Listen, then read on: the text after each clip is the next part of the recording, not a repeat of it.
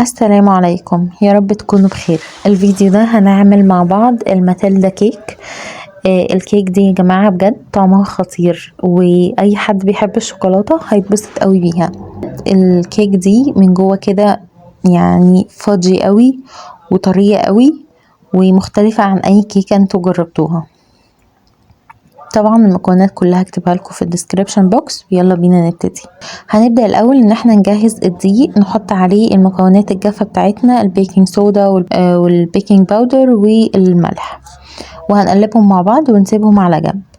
ونجهز عندي تاني خليط هنستخدمه الكاكاو بالزيت، نقلبهم كويس قوي لغاية ما يتكون عندي زي شوكولاتة سايلة كده بالشكل ده كده، وهنسيبهم على جنب برضو. وبعد كده للأسف الكاميرا وقفت شغل بعد ما حولت الزبدة ان هي تبقى كريمي كده، الكاميرا وقفت. فانا هشرح لكم احنا عملنا ايه. احنا بعد ما حولنا الزبدة كريمي كده نزلنا عليها السكر وخليط الكاكاو بالزيت اللي احنا عملناه لغاية ما اندمجوا كويس قوي والسكر داب كويس قوي. وبعد كده نزلنا عليهم ب3 بيضات، بيضة بيضة.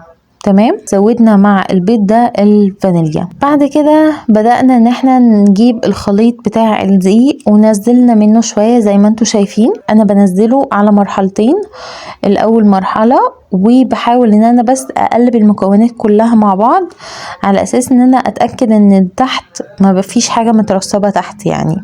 فبس بتأكد بالسباتيولا كده ان المكونات كلها مظبوطة مع بعض. طبعا انتوا مش لازم تستخدموا عجان خالص او مضرب كهربائي، انتوا ممكن بايديكوا عادي الدنيا تمام بمضرب يدوي يعني. شايفين هو الخليط تقيل قوي، فبدأت ان انا انزل كوباية اللبن اللي محطوط عليها معلقة خل، وهبدأ ان انا اخلط كويس قوي المكونات. شايفين انا لسه الدقيق ما نزلتوش كله. اول ما هلاقي ان اللبن اتخلط خلاص مع المكونات هبدأ ان انا بقى انزل بقية الدقيق بتاعي. ومش عايزين نعجن كتير، احنا بس مجرد ما الدقيق يختفي في الخليط بوقف ضرب. بعد كده عندي كوباية مية سخنة يعتبر مغلية، هضيف عليها حوالي معلقتين كبار من قهوة سريعة الذوبان اي نوع عندكم، وهنزل عليهم بالخليط اللي عندي ده. شايفين انا الخليط عندي هنا متماسك ازاي. هنزل بقى على الخليط ده بكوباية المية اللي عليها القهوة دي. شايفين هو اول ما انتوا هتنزلوا المية في الخليط هتلاقوا ان الدنيا يعني شبه باظت منكم كده، بس لا ما تقلقوش هي هتتلم. هتلاقوا الخليط بقى مظبوط. شايفين انتوا هتلاقوا الدنيا ميه كتير كده، بس ما تقلقوش انتوا بس كملوا ضرب هتلاقوا الدنيا ظبطت والخليط بقى عندي خليط كيك ممتاز. شايفين الخليط بتاعي عامل ازاي.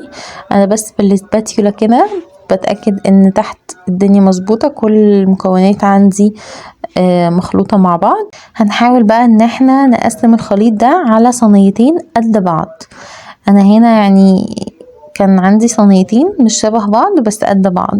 قسمت بقى الخليط بتاعي ده في الاتنين بالميزان، يعني هو كان حوالي الصينية الواحدة كان فيها حوالي 900 جرام. مش لازم ميزان، ممكن بس بالنظر كده قسموها على 2. وهبدأ ان انا بأي خشبة عندي او بظهر معلقة عادي هلف كده في الصينية عشان بس اساوي الخليط مع بعضه ويبقى متساوي. وبعد كده هندخلهم في فرن ساخن مسبقا على درجة حرارة 175. تاخد حوالي من 18 ل 20 دقيقة بالظبط هتكون جاهزة. هندخل طبعا خشبة الشيش تاووك او اي خلة سنان عندكم في النص طلعت نظيفة يبقى هي كده استوت. بعد كده عندي هجهز الجناش اللي احنا هنستخدمه.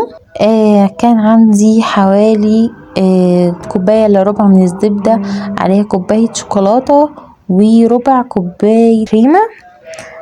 انا هكتب لكم طبعا المكونات كلها بالجرامات في الديسكريبشن بوكس. سيحتهم في الميكرويف وبعد كده هنقلبهم كده لغاية ما يتكون عندي الجناش بالشكل ده، وطبعا هنسيبه يبرد علشان يتماسك. وده كان عندي شكل الكيك بعد ما خرجت. هقلبها بقى واشيل ورق الزبدة اللي انا كنت حطاه.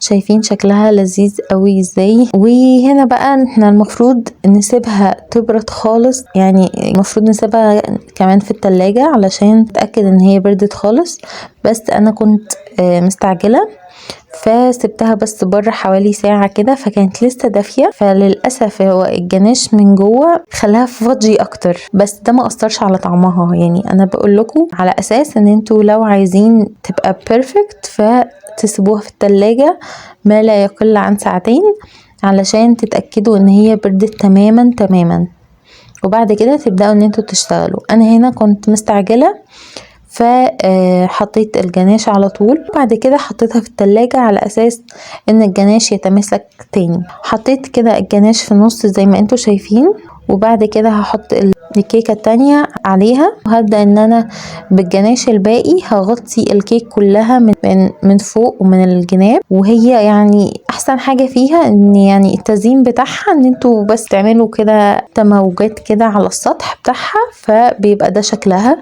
يعني هي حتى في تزيينها سهلة جدا. شايفين بقى ده الكيك بتاعي شكله عامل ازاي بعد ما خرج من التلاجة. هنبدأ بقى ان احنا نقطعها. شايفين الكيك بتاعي من جوه عامل ازاي، بجد مويست قوي، طرية قوي، وفضي جدا.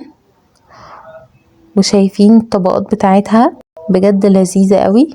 واللي يزيدها جمال لما تحطوا اللبن كده عليها، بجد بيوديها في حتة تانية خالص. شايفين شكلها عامل ازاي، بجد كيكة حلوة قوي. جربوها وقولوا لي رأيكم، واشوفكم على خير الفيديو الجاي.